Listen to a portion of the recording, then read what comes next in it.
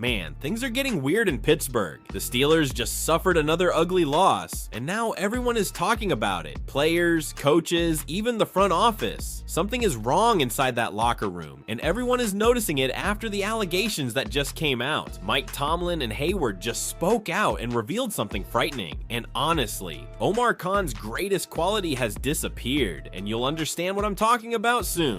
Alright, Steelers fans, let's talk about what actually happened after that loss to the Chargers. Everybody saw the score. Everybody saw Aaron Rodgers looking human for the first time this year. But what Cam Hayward said afterward was way bigger than the 25-10 final. That wasn't just a guy venting. That was the captain basically saying, fellas, we don't trust each other right now. He didn't try to blame the refs, the playbook, the travel, nothing. He straight up said, I'm not looking for an excuse. I just want to play better. Then he dropped the real part. We talk all week about doing our job, but do we actually know what we're doing every snap? Do we actually trust the dude lined up next to us? Offense, defense, special teams? Or is everybody out there hoping somebody else makes the play? And that right there is the problem. This roster has talent. They added veterans. They brought in Rodgers. They tweaked the scheme. They got dudes who can make plays, but it still looks like 11 guys playing 11 different games. No brotherhood on the field. No, I know where he's gonna be. No, I got you if you miss. Good teams have that. Pittsburgh right now doesn't.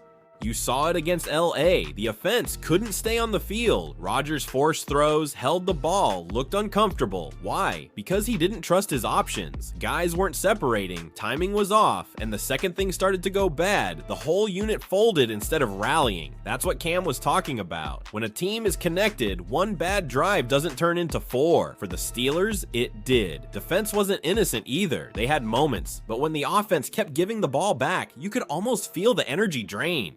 Instead of somebody saying, we got you, it was like everyone started trying to be the hero. That's how you get missed tackles, busted coverages, and guys looking at each other after the play like, I thought you had him. Even special teams felt it. That muffed punt, that's a confidence and communication play. If everyone's on the same page, that doesn't happen. But right now, Pittsburgh is playing like a group of talented strangers. And that's dangerous, man, because the AFC North is not gonna wait for you to figure out your vibes.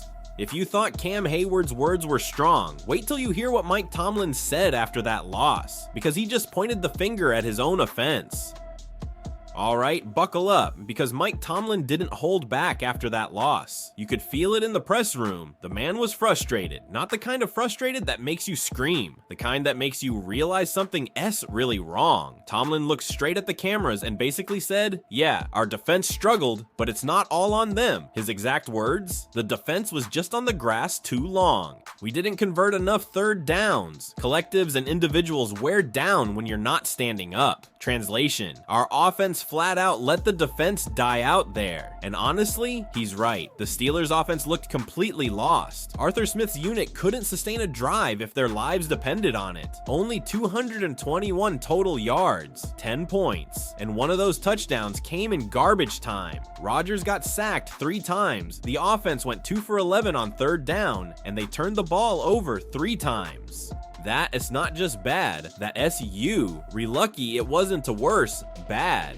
Meanwhile, the defense that had looked solid against the Colts the week before got gassed. By the second half, you could see guys dragging. Chargers ran for 115 yards and racked up over 300 total. Justin Herbert wasn't even spectacular. He just didn't have to be. The Steelers couldn't get off the field. When your defense spends nearly 38 minutes out there, it doesn't matter how good TJ Watt and Alex Highsmith are. They're gonna break eventually. But here's what really hurts. This has become a pattern. The Steelers' defense has given up 23 plus points in 5 games this season. Not because they're bad, but because they're exhausted. You can win in the NFL when one side of the ball is doing all the heavy lifting. Football is the ultimate team sport. And right now, Pittsburgh looks like 2 separate teams wearing the same uniform. There were a few bright spots, if you can even call them that. Highsmith had 2 sacks, Watt got another, and Patrick Queen hit double-digit tackles. DK Metcalf caught 3 balls for 35 yards, which technically made him the leading receiver. Yeah, that says it all. Nobody stepped up, no spark, no urgency. Just the same lifeless pattern fans have been watching for years. And that's the thing, this isn't new. Steelers fans have seen this movie before. The offense sputters, the defense holds for a while, then collapses. Rinse, repeat. The Ravens are heating up, the AFC North's getting tighter, and Pittsburgh keeps playing like a team that's stuck in neutral. The scary part, it feels like the end of an era creeping in. The offense is predictable, the defense is aging, and even Tomlin, the rock of this franchise, it is starting to feel the pressure. The guy's never had a losing season, but if this keeps up, he might be coaching his final stretch in Pittsburgh. And just when you thought the drama stopped there, the spotlight shifted off the field, straight to the front office, because now, Omar Khan, the so-called con artist, is catching heat of his own. Alright, let's talk front office, because this one stings in a totally different way. For years, fans called Omar Khan the con artist. The guy who could win any trade, any deal, any time. He flipped Chase Claypool into Joey Porter Jr., turned Deontay Johnson into Dante Jackson, and made it look easy. Every move looked like another masterclass in roster building. But lately, that same mindset and that obsession with winning every trade is backfiring hard. It was like Khan forgot that winning the negotiation doesn't mean you were winning on Sundays. Take the Brandon Ayuk situation, for example. They had a shot to get him, didn't pull the trigger. Or the George Pickens fiasco. Traded him for a third rounder, no backup plan, and now he is lighting it up with the Cowboys while we stuck watching wideouts who can teary separate to save their lives. And then came the deadline. The Steelers had holes, especially at WR2. Everyone knew it, but Khan sat on his hands because the price wasn't right. And what happened next? You saw it Sunday night. Rodgers looked frustrated, his receivers dropped passes, and DK Metcalf was literally the only guy doing anything. When your QB starts talking in the post-game presser about guys not getting open multiple times, you've got a serious problem. Look, nobody's denying Khan's done some great stuff. His drafts, solid. His free agent pickups, smart. But when you build a team like it is a business portfolio, always trying to buy low, sell high, you forget this game's about chemistry and timing. You can bargain your way to a Super Bowl if your quarterback has no one to throw to. Rodgers even said it himself after the Chargers game. We weren't getting guys open.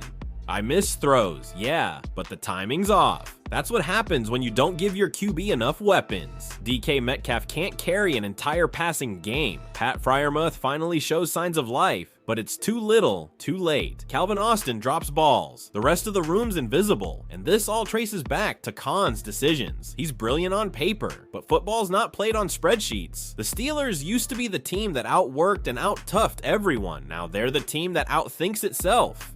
Always waiting for the perfect deal and ending up with nothing. Fans are starting to notice too. The excitement that came with Khan's early moves has turned into frustration because those same smart trades that made headlines are now the reason Rodgers is throwing to ghosts. The Steelers aren't just losing games, they're losing identity. Man, the Steelers aren't just fighting opponents, they're fighting themselves. No trust, no rhythm, no real plan. It's time for this team to look in the mirror. What do you think, Steelers Nation? Is this fixable, or are we watching the end of an era? Hit subscribe and don't miss what's next.